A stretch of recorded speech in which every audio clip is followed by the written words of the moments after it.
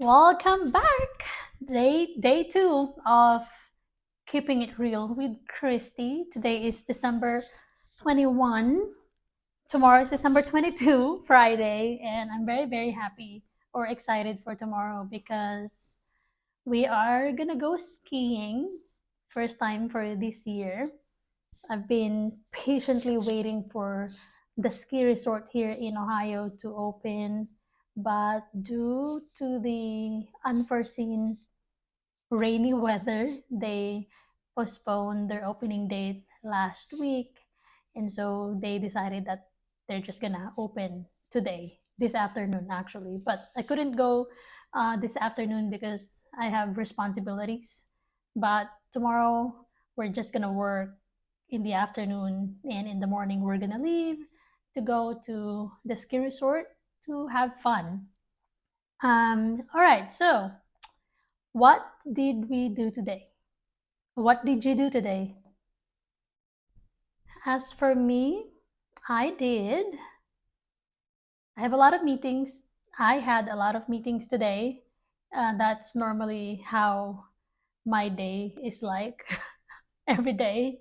I am actually a business owner. I have a virtual assistant agency, and this season is just a pretty busy season for all of us at my company. I work from home, so I'm always with my laptop here. So if you work from home, regardless if you're employed or if you have your own business, welcome. I hope that you enjoy this real talk with me where I talk about my day, what's in my head, and what's in my heart, and talk about random things, but not really random in life, important things in life that we need to talk about. Okay, so this morning I woke up at around 8 a.m. I had my first meeting at 9 a.m. Actually, I did not wake up at 8 a.m. I am not a morning person and I don't ever want to become a morning person.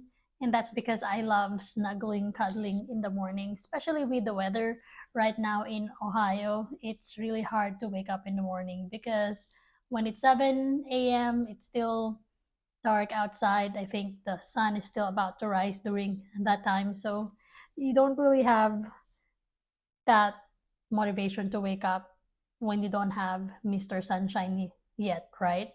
So I woke up 20 minutes before my meeting. So that's just me, since I work from home, I can sleep whenever I want, I can wake up whenever I want, but whenever I have meetings scheduled, I have to force myself to wake up early in the morning because I need to.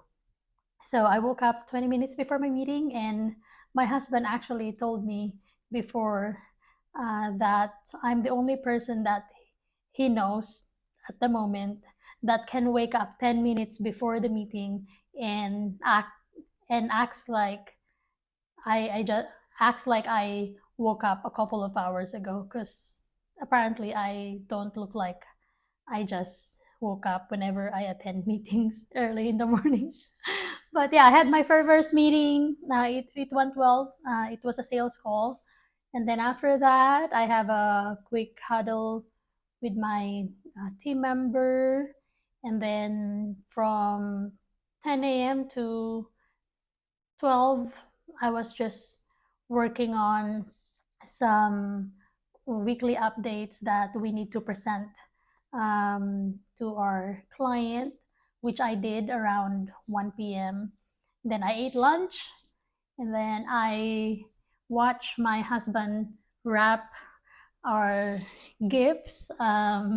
So on Saturday, so in 2 days, we're gonna be with my husband's grandparents to celebrate Christmas. So on the 23rd, and we have um, exchange gifts every year. So my husband started wrapping gifts today, and he's pretty good at it. Um, he he made sure that the length from one side to another side is is accurate or about the same, and he just does it with love. You know, whenever I wrap gifts, I just throw in the gift in a paper bag or a gift bag, and then put some tissue paper in there to make it look fancy, but not really. It always ends up looking like trash. But with my husband, he just wraps the gift so delicately with passion. So I'm glad that he volunteered to do that for me today, because I was busy today and our house is kind of messy right now. I mean, you don't see it in the background, but this is our four season room. This is where I usually work when I need sunshine to light my face up or to kind of motivate me to work, if that makes sense. What am I saying? But anyway, yeah, and then now it's 2:30 p.m. and I have another meeting in 30 minutes at 3 p.m. So that's just a meeting with one of my team members who is actually my niece. So she's a family member, and I'm gonna delegate a task to her so that she can work on it while I am away for next week. So I'm gonna be on a holiday break from Monday next week, and then I'll be back on January 3rd. So I'm very excited about that. Um, oh, okay. So today, my one of my family members, she messaged me on Facebook and she asked me if I know something about two of our family members who had arguments, I guess, or misunderstanding. And she was asking how I was doing, because she thought that I was gonna be so stressed when I found out about it. And so I told her that no, not really. I'm not stressed out. I knew about what happened a couple of days ago, but I just kind of, I don't want to say ignored it, because I did not ignore it. I know what was going on, but I just didn't think about it that much because I'm not involved in whatever happened, and it's something that out of my control. You know, I'm here in the States and my family members are in the Philippines, so there's really nothing I can do uh, that much. So yeah, so basically, one of the lessons I've learned in my life is to not give yourself unnecessary stress. You know, sometimes when we hear news that's not so good, we tend to think about it and dwell in it, even though we're not really involved in it, we're not a part of it, and there's really not much we can do about it. And the only thing that we can do really is to pray about it, pray for those people who are involved in not so good situation. So when it comes to setting boundaries, I feel like in a way I have mastered that. Like, I know who to give my attention to, and I know when not to give my attention to. There's a lot of things going on in my personal life already, and I'd rather focus on those things that I can control, instead of other people's problems that I'm not involved in and that I don't have any control of. So yeah, I'm just staying on my lane and knowing what's good for me and what's not good for me. So I think that's basically what I just want to share for today. I don't know if you can relate to that story or not, but let me know in the comments section below if you have any thoughts on that. And I just want to say that it doesn't mean that you don't care if you set boundaries. If you set boundaries, that only means that you care so much that you set boundaries for yourself and for other people.